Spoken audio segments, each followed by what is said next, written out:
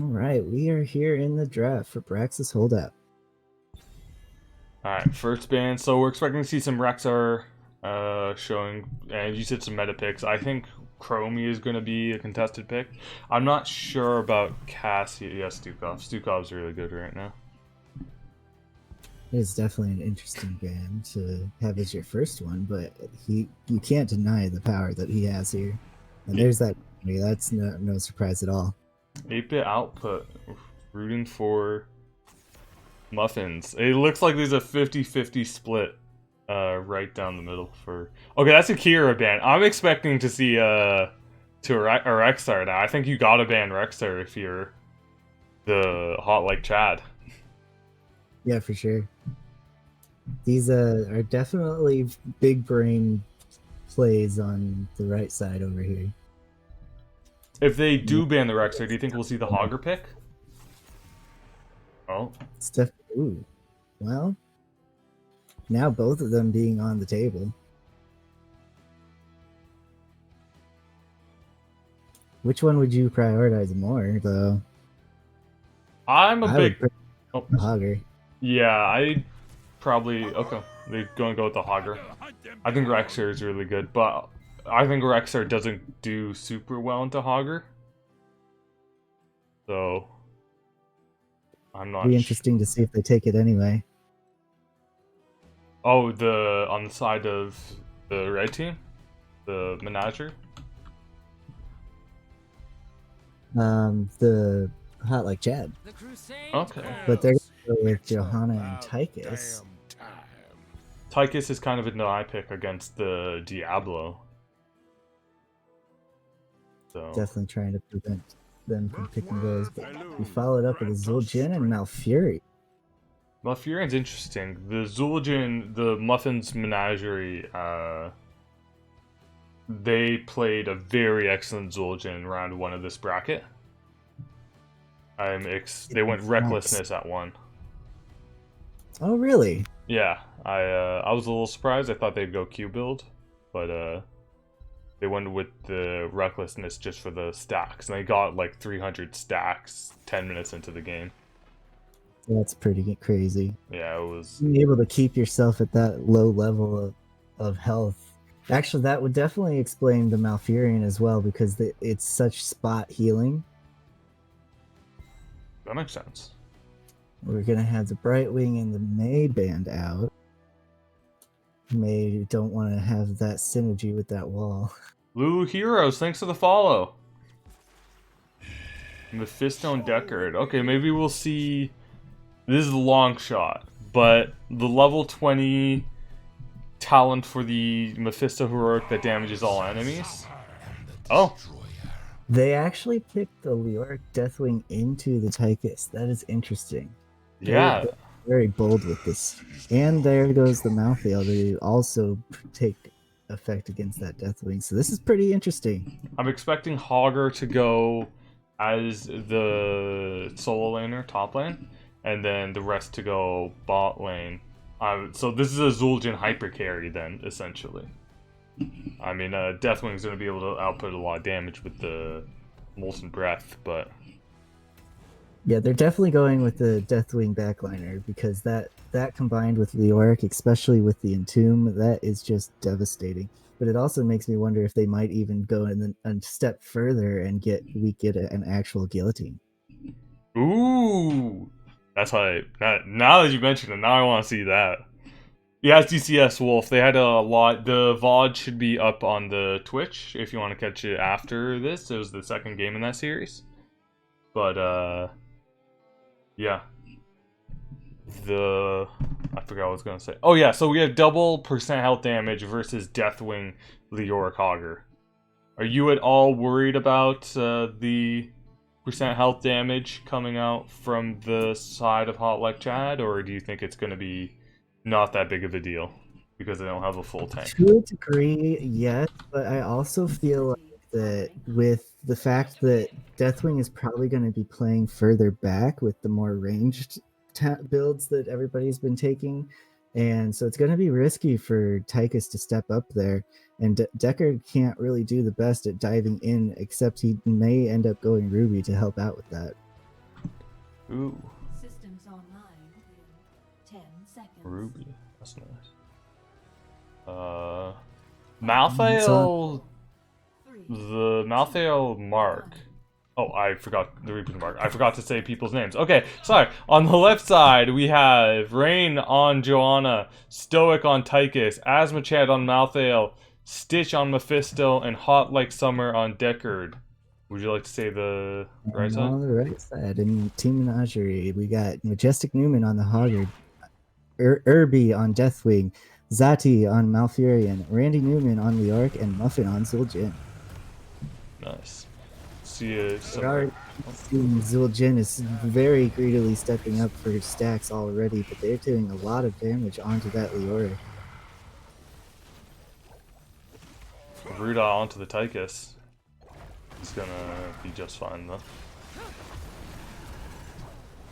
Any interesting talent choices, do you think? Oh, So get it! Rudolph ends the kills onto the Tychus and Joanna. slain. that was quite a good combo there. You can definitely tell that they have been practicing this kind of a comp, and Zul'jin is not scared to step up whatsoever. He is definitely trying to get some use out of that level 1 talent for recklessness. Now the red team is gonna take their bruisers. The muffins. Lower banners coming. Oh my god. I forgot to switch from draft. Thank you so much, Anaressa. Here's the talents. Alright, big Rudolph coming off onto the Tychus. And that's exactly what I meant. Tychus is going to have to step up in order to get that value, but it's just going to put him in a dangerous spot. I'm just gonna keep the Zul'jin on the left side of the screen just so we can keep an eye on the stacks. We have C2 going top. Doubling up on top. They're taking control of this as hard as they can, taking use out of the Tychus being gone. Tychus did go for the auto attack range at 1. So that will help him not have to step up as far.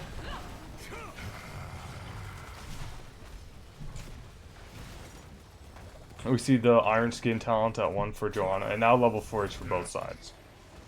Asmachad dueling against the Majesty Newman top. And that's going to be a quick first objective for the Muffins.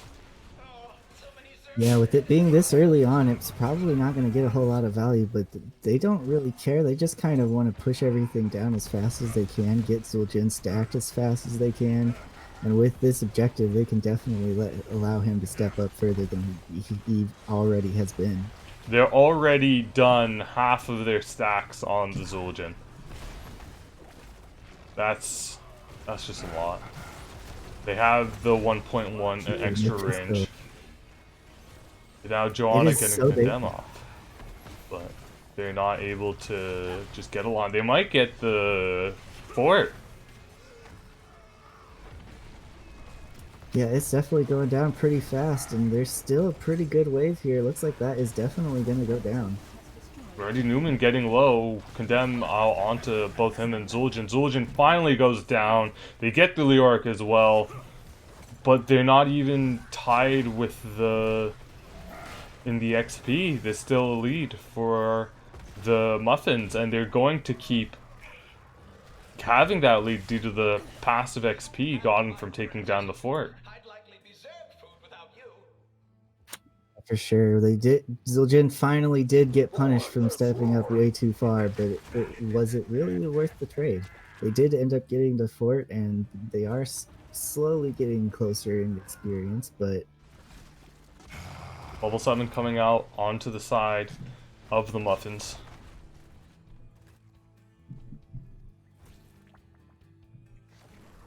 Yeah, we see... yeah, General Molten Breath. Molten Flame build from Deathwing. Oh, now Rudolph onto Tychus Deckard. They are going to be forced away from their own siege camp. Malthael comes down. The longer this goes, the better it is for Team Menagerie, because they have a camp pushing up top with Hogger. they're able to prevent them from getting this camp with just a 4v5, and it's in their favor. Moonfire gonna scout out the Johanna. Tychus minigun gonna put in some damage onto Leoric, but he's draining the hope of Johanna.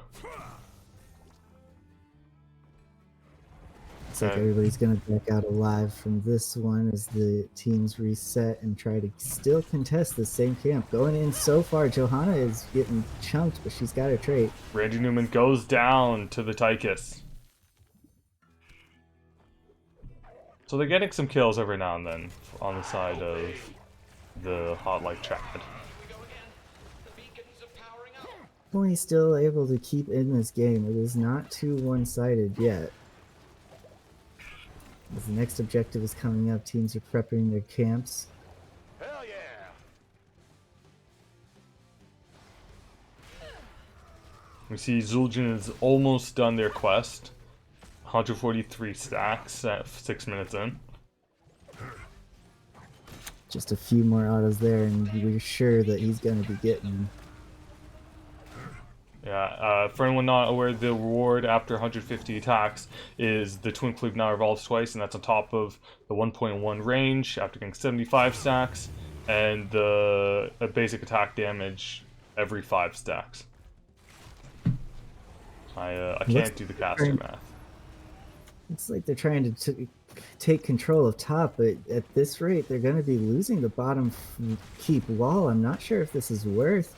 Everybody is just trying to get control of this map, but they're losing it to this pressure.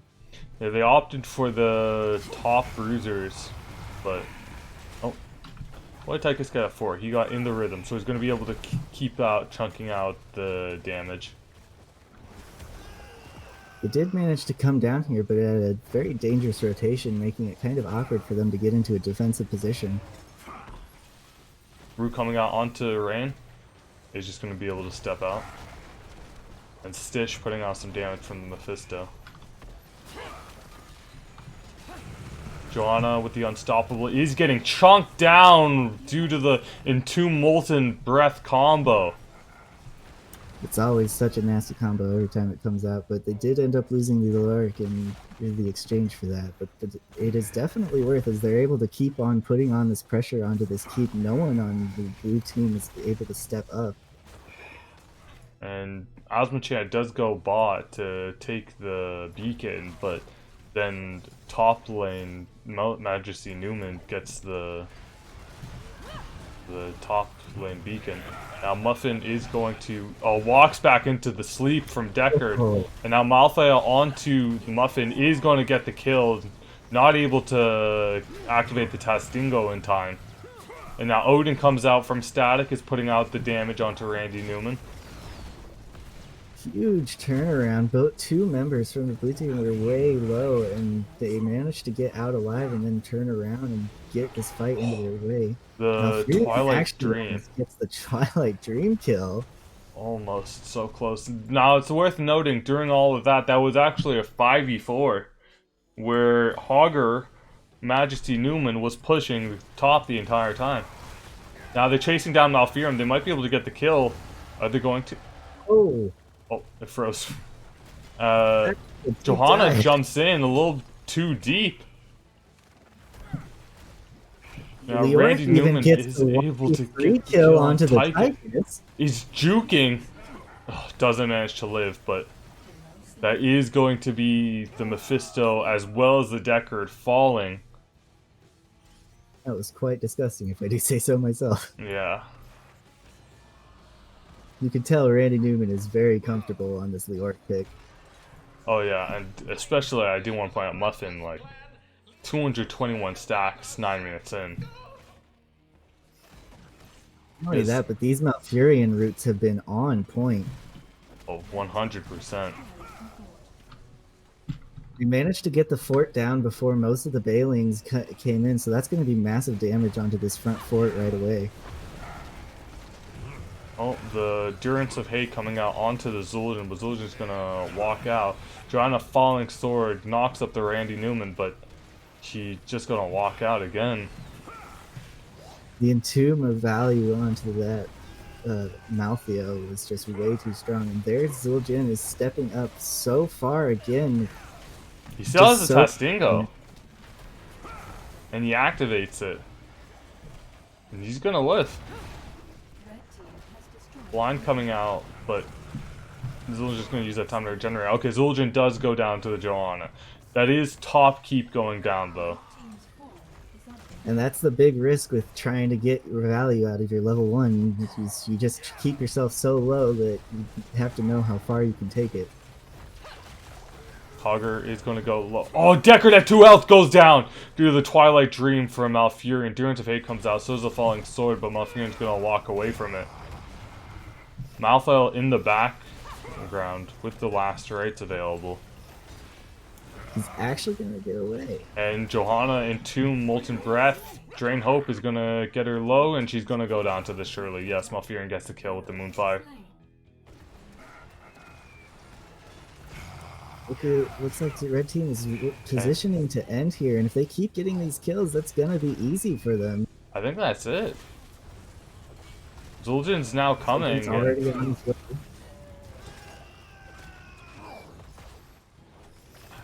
Alright, they're going to disengage, it looks like.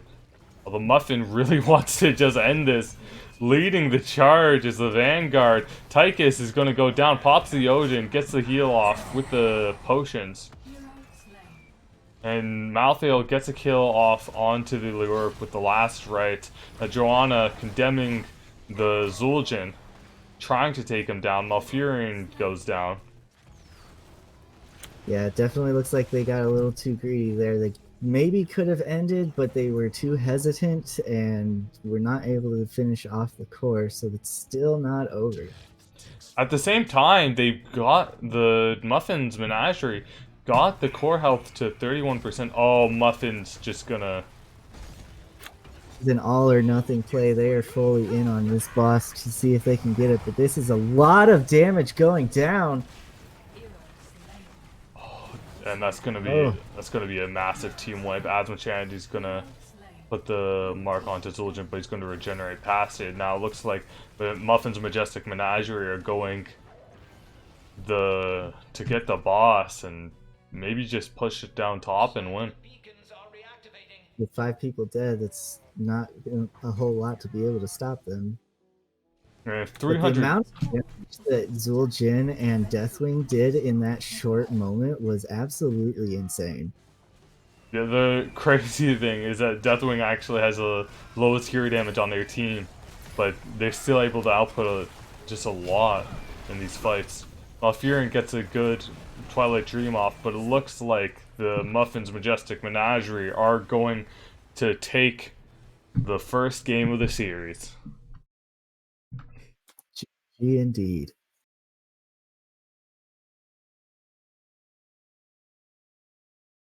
Now, looking at the stats, once this loads for me, is there any stats or talents that really pop out at you?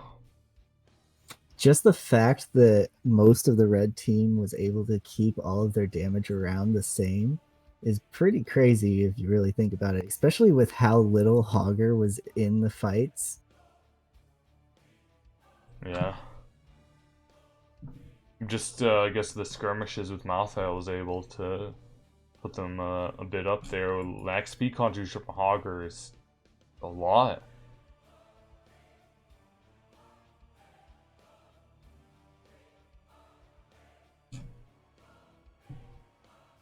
Yeah, so it looks like a lot of the struggle did end up in fact being the Deathwing not getting a lot of their Qs to land without having the Entomb involved. But his presence there was always so menacing, and everybody was so focused on trying to kill him, especially with their percentage damage.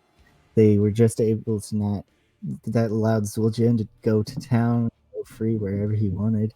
Malfurion barely keeping him around that 50 health mark to maximize the stacks that he was getting. Yeah, that was really good. Okay, now let's get to... nope, that's to the draft. Nope, that's me. There we go, that's you and me.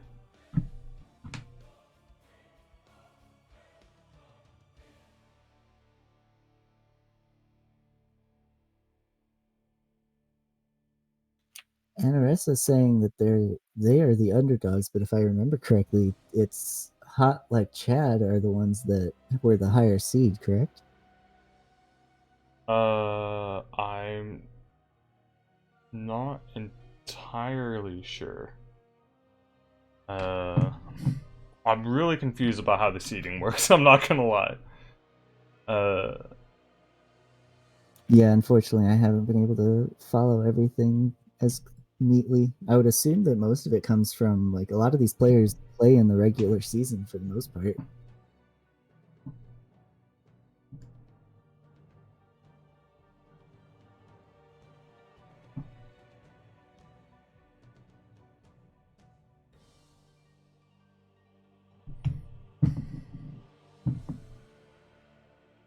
uh,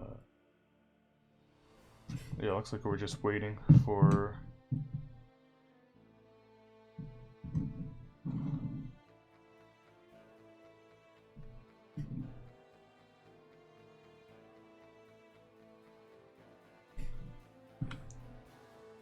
Yeah, I'll send a message to the person that was in charge of this and ask.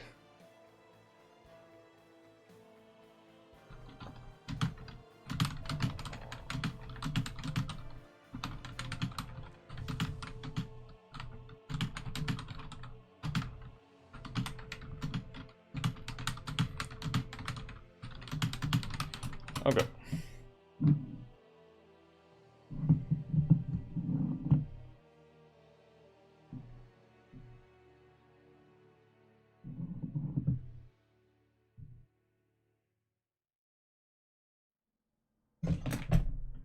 So looking back on the next game, what do you think Hot Like Chad is going to have to do to turn this around? I maybe don't want them to pick Zul'jin. That is fair, or at least do something that can punish the Zul'jin when he tries to step up so far. Yeah. I don't think there was too much issue with their play. They were definitely very passive as soon as they were on the back foot.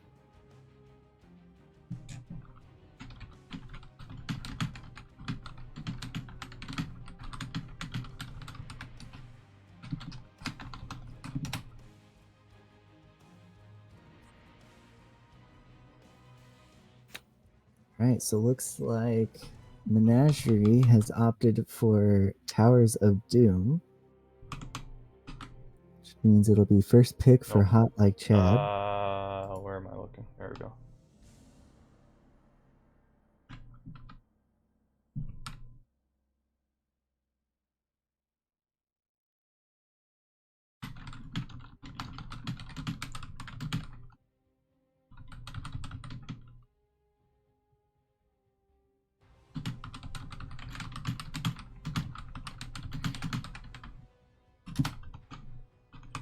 So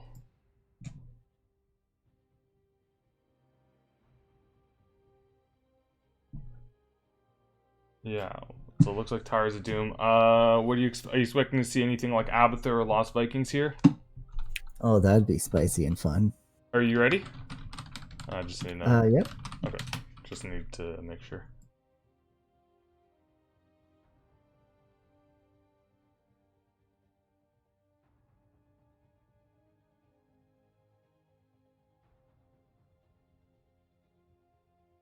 Yeah, the seating was randomly assigned. So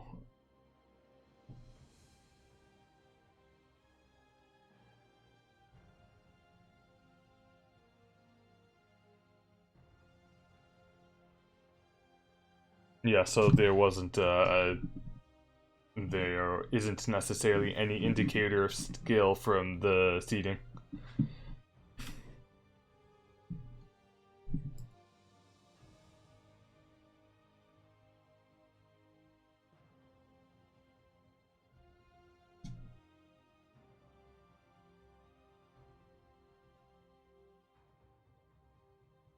Yeah, definitely from our talks from earlier, it sounded like they were pretty well prepared on the right side. Yeah, apparently the Muffin's team prepared Majesty Newman prepared. It was like 2 weeks ago he started preparing, and he has like a bunch of drafts for each. But they have a bunch of drafts for each map. Now that's some dedication. Honestly. Alright, bans. Maybe a Zul'jin ban. Maybe a Leoric ban.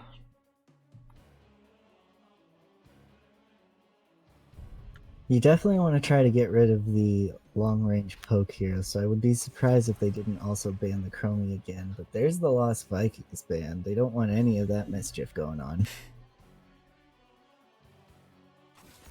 And the Samuro ban. Asma Chad, I know, plays a very good Samuro. And looks like that's a This is respect a very ban. good map for them to play that on, too. Is it because of the siege that Samuro brings? Or is there a different reason? Well, just for his ability to move around all over the map and just constantly be a pain. It's just so strong. Do you think for that reason we Normally- might see a Zeratul ban as well, or?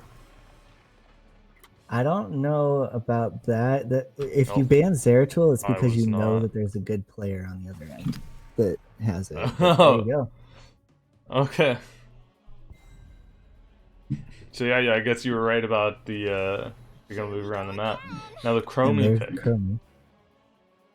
Yeah, sorry, Desto, that I forgot to switch over to the draft scene. Having a hard time remembering to switch over to different scenes.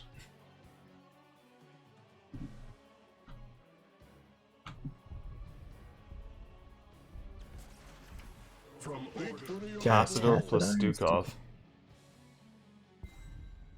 So that's where you definitely see the Stukov prioritization coming in.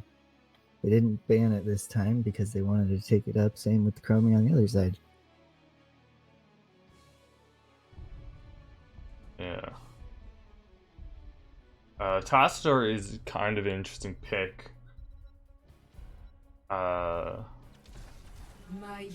Alright, Sonya, I'm assuming Sonya for the slam build. A lot of good siege damage to end in fights. Whereas Eckerd's a good healer. For Tassador, do you think we'll see more of a Shockray build or Resonance Beam? I've definitely seen a lot more Shockwave, but it depends on how they build out the rest of their team, really, whether they need him to be sustained or burst damage. The They actually Zul'jin are gonna ban. do They're it on the gonna other- ban it out.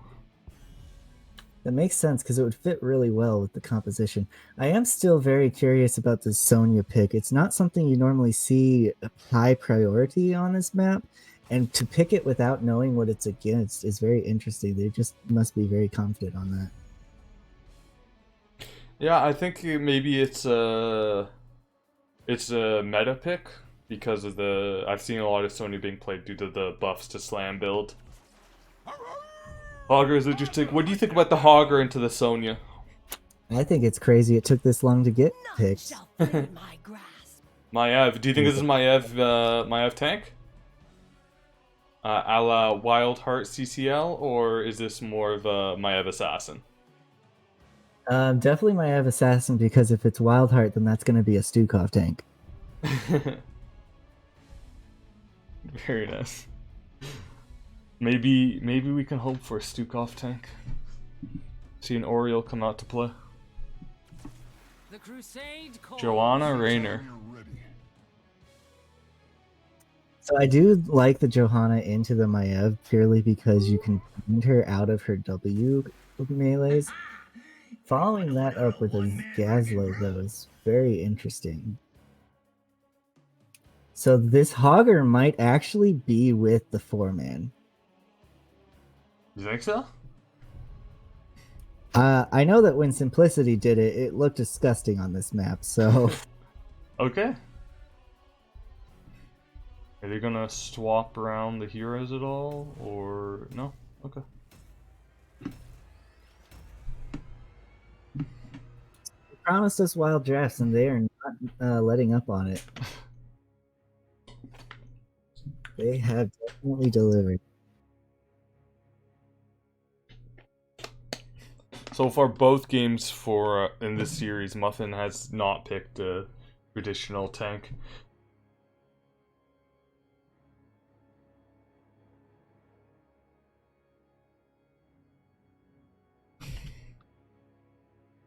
Alright, on the left side, we have for Hot Like Chad, Rain on Joanna, Stoic on Chromie, Asthma Chad on Sonya, Hot Like Summer on Deckard, and Stitch on Rainer.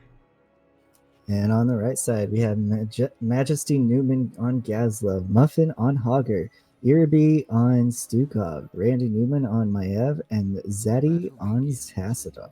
10 seconds. Nice. So we see the Slam Town that one coming out. Oh, I forgot to switch to.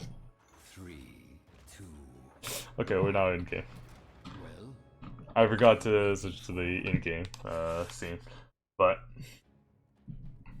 we see Slam Talent coming out for Sonya at level 1. I'm expecting more Slam build. This is with the Pursuit of Vengeance that is looking like a engage focused Maev. Thanks, Anarasa. You also got Rainer with that ace in the hole, combined with the Deckard Sapphire, and I'm assuming it's going to end up being the slowing sands for Chromie to try to get as much value off of that talent as possible. A lot of damage going into the Chromie from the Tassadar, who did end up going into that static charge quest, so they are definitely going for the burst damage.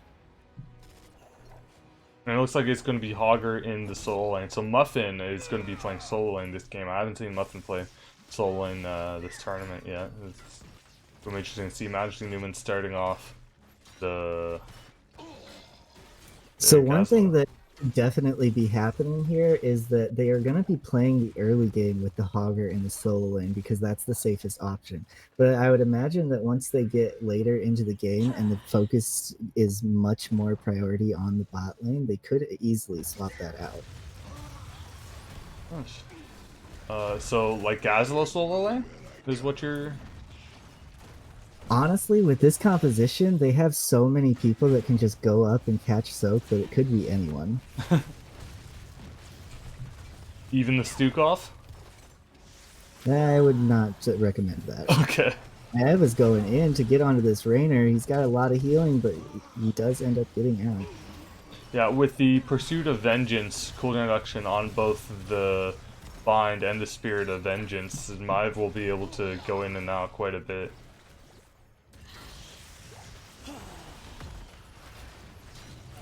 To pull onto that Chromie with a nice follow-up.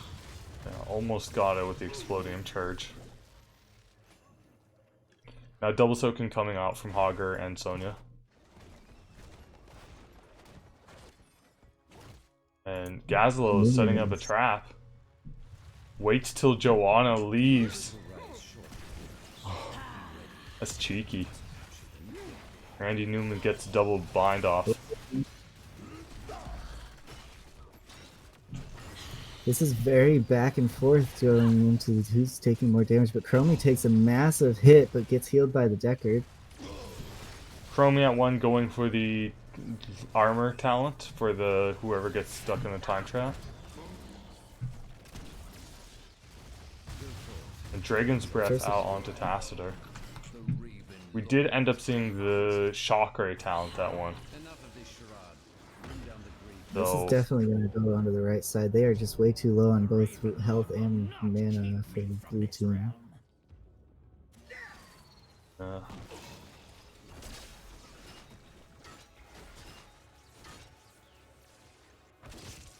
Yeah, looks like they're just going to be focusing on that double soaking, but Hogger's already rotating to try to catch that wave.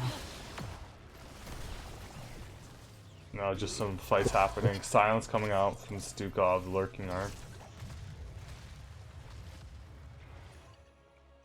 Now looks like they're gonna head back mid. No, Randy Newman setting a trap. No, Rain was the one to face tank that bush.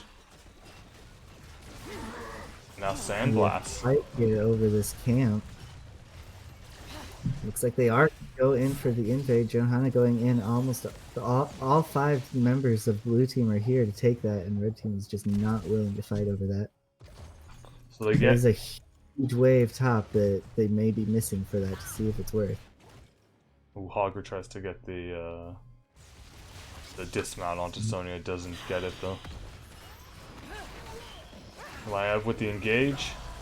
And the Lurking Arm is a little too late. It's like they want to return the favor and invade into their team's side, but Sonya is coming in from the flank, and Johanna's now onto this point, but she's taking a lot of damage and then it's going down. Now Maev is going to get out. Who ended up getting it? The Muffin's Menagerie got it. We did get the entire front wall with that camp, so it's pretty evened up. And it was a 1 for nothing. 1 plus camp for nothing. Those cronies reach the altars before you.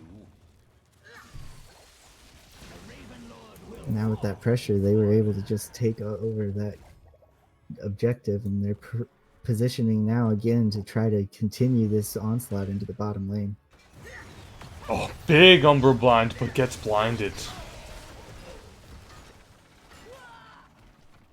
Definitely could have been a huge play. There was an exploding bomb there waiting for them to get pulled in.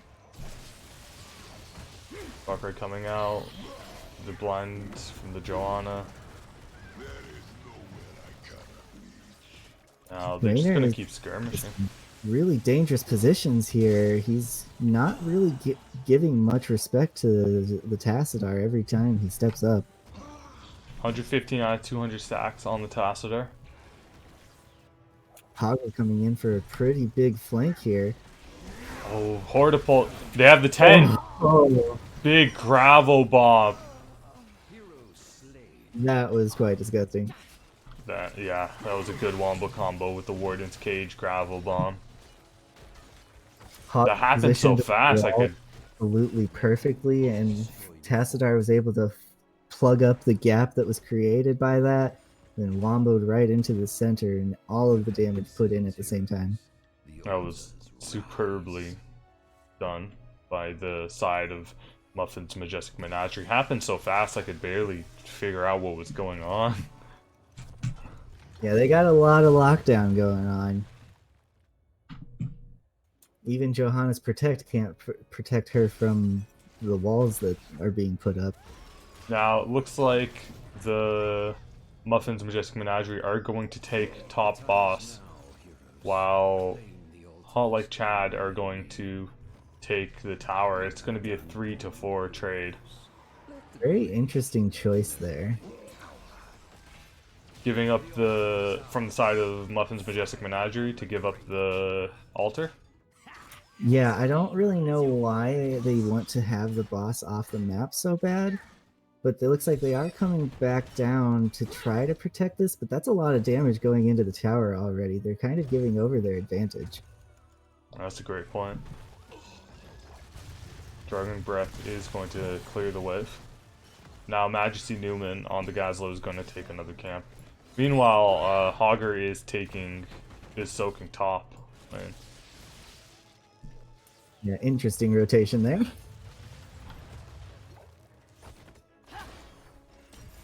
They are able to keep the blue team back off. And Big damage onto Stitch from the Tassadar Shock Ray. Maev getting a double bind off, but doesn't able to get something off of it. Black Hole comes out, gets Stitch, Gravel Bomb plus Dynamite. Explodium charge. That's when you think they were turning it. Oh!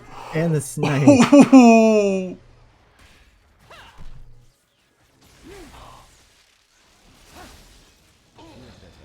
Just when you think Hot Like Chad gets an advantage, they end up diving in too far and biting off more than they could chew. It was just so well played from the Muffin's Majestic Menagerie. Hogger got some good damage off onto top fort. Now It's like they are going to be contesting objectively, and that's a leap out.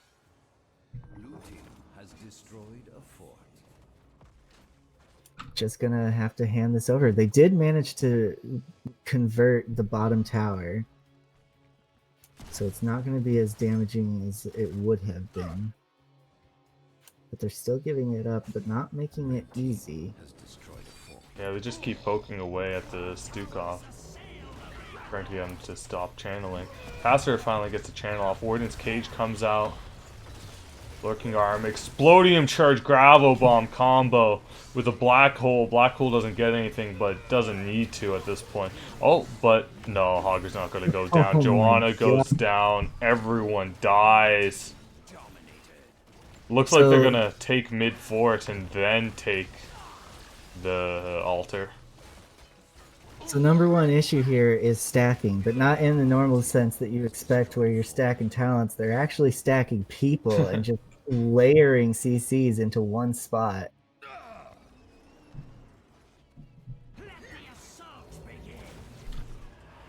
So what's the play here? How do you, as a team that's behind in Plur, how do you get back into the game? I mean, you're gonna have to go for getting these towers converged as soon as possible, and the fact that they're splitting on towers right now is a little concerning because you kind of want to try to get at least one of them down ASAP. And as you can see here, the red team's not even going to make the middle tower easy to take. They did manage to stop the shots by taking over the top tower, but Hogger's way too deep here. He does end up getting out, though. Yeah, the Black Hole really helped with that. I don't see Black Hole very often, but it's being used very effectively here. For sure. Now it looks like they're going to trade mid for top tower. Level 17 to level 15. I'm a little surprised that the Hot Like Chad doesn't take this engaged top lane. Do you think they should, or...? They need to get their level 16 talent as soon as possible. Like the one thing that is really nice about when you're coming back in this map is when you do take these towers, that is full experience, and every time they're taken, you have a better chance to get caught up again. But with the objective coming up, they need to get these level 16 talents as soon as possible. If they can convert over this last tower too, and even it up a little bit better. Well, even if they do, they need to take two objectives. They're going very aggressively here with throwing out all of their ultimates. Oh, big Lurking Arm and Warden's Cage. Passer is going to go down to Stoic. They took that engage just because they had good positioning, but it wasn't quite ready for them. They didn't have their talent yet. Rain B stepping on them. I think Rain knows that it's going to be hard to survive here. Is going to go down. And that's going to be the game and the series. GG, congratulations, Muffin's Majestic Menagerie. Yeah.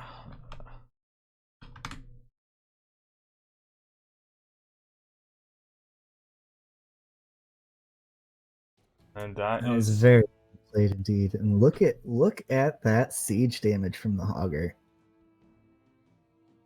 Oh my god, the XP contribution, that siege damage. Once again, even that hero damage. The Hogger was gone for most of the entire game and still managed to get some of the top damage on the team. Yeah, that was even a different Hogger than the first game. Good GG, Zazmachad. You played really well.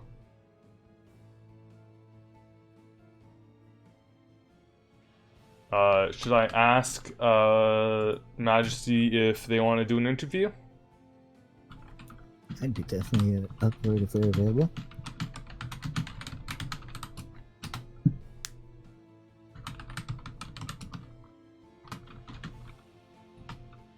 Alright.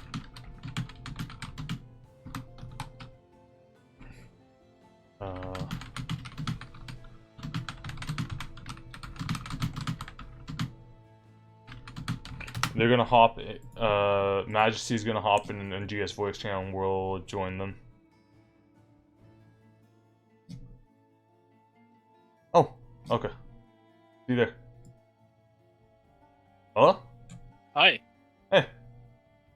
Awesome. Like, good job. Thank you. That. Were you expecting? Lived up to your promise of having some wild, fun drafts. We do our best. we've been prepping, kind of looking at what the meta is, what things may be sneaking under the radar that other people aren't aware of, and we didn't even get to pull out half of our drafts. We were trying to bait them into something specific, but they didn't take the bait in the second game. Were you expecting... I only saw this series in the first series you played, and both of them were expecting it to be as... I don't want to say landslidey, but kinda landslidey. We knew we had a solid team, and I've been playing competitive HOTS now for 5 years. This is actually my month anniversary. I don't know the exact date I downloaded the game. But so I've been prepping like for 2 weeks for this and preparing drafts and different reminders for myself and scouting my own team so I knew what everyone played. Because there's some people on this team I've actually never played with before today. And then just, remember things like look for when, Illidan can just show up and win the game because they don't have a way of dealing with Illidan, or, look for hammer comp opportunities because, if they don't have dive, hammer can just carry a game. So that was really what today was like me just getting back in the groove of drafting, preparing for the NGS season. Are you looking forward to the NGS season? Are you hyped? Always. Oh, it's always fun to play NGS, and this will be my first season as a Randy Newman. So that'll be exciting. Oh, right, that's the team that they call themselves Randy Newman, every player. Yeah. Hence why I went from Majesty to Majesty Newman. I hope you don't take this the wrong way. I hope I do not have to cast any of those games. That sounds horrific, but yeah. Some people like it. It's easier. You just call every player on one team the exact same name, and you're not wrong. Newman is healing Newman like you're crazy while Newman is controlling all of the waves. You know how easy that is? Was there in both series you had a game where Muffin played Zul'jin and stacked almost 300 stacks each game? Did you know they'd be getting a lot of stacks off every time?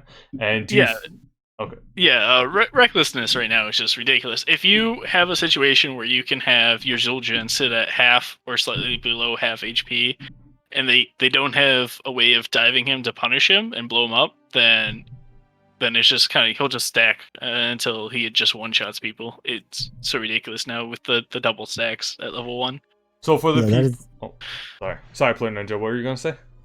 I was gonna say that's definitely something I was saying throughout the entire game. Game 1 was that you were very comfortable having that Zul'jin step up so far, and with the Malfurion giving them just the right amount of healing to keep him at that level was absolutely insane. They just could not do anything with it. And every time they tried to go into the Zul'jin, you would be pressuring them back out with either Deathwing or to hear that you said that there's been people that you didn't ever play with before is pretty crazy with seeing how you guys work together. Yeah, going into this, we knew that, everyone's busy with, Heroes Lounge and NGS and their own practices, and, Muffin's prepping to go back to Heroic potentially, and make another run at that. So everyone's been busy, so we haven't really had a chance to have this exact group sit down, and we had 8-bit in the first round, but then he had to go back to taking care of his kids because for some reason they couldn't handle themselves under the age of 5. I don't know what that's about. But yeah, and Muffin made a complaint actually about the Malfurion at one point. A complaint I've never heard, even though I spent 2 years as a healer main, which is, you're doing too much healing. Please stop. He was having issues trying to keep himself low. He's like, now I have to go tank a wave real quick. Hold on. But overall, yeah, we just came out. We're all friends. Zadie's a little new to the group. She's joining the Probius teams. There's 700 of them. And then you got me and Randy Newman on the Newmans. You got Irby's also a probe. Muffin on Babbling Bonoblos. Or I just call them babbling baboons. And then we actually had a whole player, Desda, who didn't get a chance. She slept through the first 2 rounds, and then she's like, I'm still half asleep. I'm not gonna play in the finals. Oh, Des to the Daw on Twitch. They popped in to watch. Yeah. Oh, nice. Yeah, we had, I know we had some people coming out for watching us, some different friends. So we got a good community set up. Yeah, yeah, for sure. There are a lot of people rooting for you. All right, thank you so much, and I'm gonna sign off on the streaming for here too. Thanks for tuning in, everyone. Have a wonderful day. Oh, Player Ninja and Majesty, actually, do you guys want to plug in your socials? I don't really have any socials I want to plug, but I want to thank you guys for casting. I want to thank Lulu and Valkamir and NGS for putting this on. I want to, shout out to Lily, our #1 fan. We're always there, and just a reminder to everyone that you matter. Don't give up. Things will get better. Aw, that's really wholesome. Oh, sweet. Player Ninja, do you want to plug your socials? Yeah, I'll definitely shout out NGS and Lulu myself because I've not been too involved over the last year or so.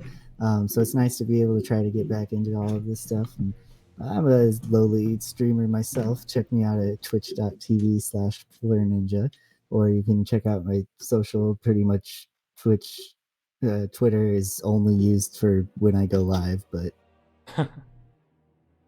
yeah. So thank you so much for casting and having me here. Hey, no problem. Thanks for carrying me through that last cast. I have chronic pain, and my pain started flaring up during during that series, actually. So Oh no. I was kind of out of it. So you really did carry my ass through that. All right. Well, thank you everyone for tuning in. Make sure to follow me. Make sure to follow. Oh, Majesty, you're going to be playing NGS. Real quick, what division are you going to be in? We don't know. Okay. Placements haven't happened yet. Okay. Well, how about everyone stick to my Twitter, and Majesty, you message me on Discord when you get placed, and I'll post it on Twitter. All right. Okay. Well, thanks everyone. Have a wonderful day.